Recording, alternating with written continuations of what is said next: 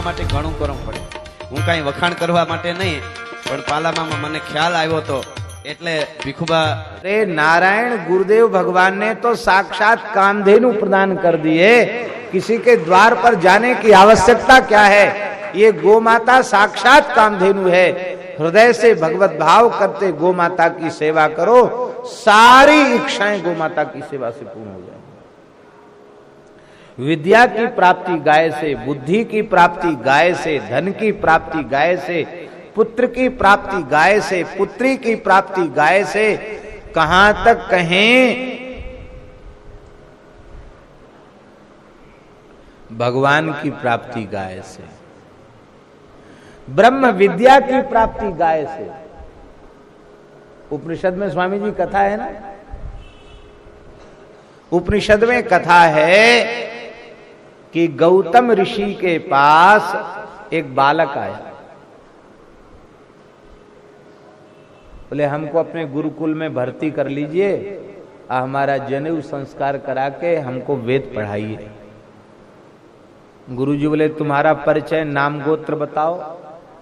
उसने कहा मेरी माताजी ने सेवा में लगी रही, संतों की, गौ माता की, उनको पता नहीं चला। उन्होंने अपने पति से पूछा नहीं, इसी बीच में मेरे पिताजी पधार गए, तो मेरी माताजी को भी पता नहीं कि हम किस गोत्र के हैं। बस इतना जरूर है कि हम ब्राह्मण हैं और मेरी माता का नाम जावाला है और मेरा नाम सत्यकाम है। अच्छा, गौतम जी बोले बिल्कुल ठीक है, तुम ब्राह्मण हो। ब्रह्म, क्योंकि इतना निश्चल निष्कपट भाव से ब्राह्मण ही अपने हृदय की बात, मन की बात कह सकता है। ब्राह्मण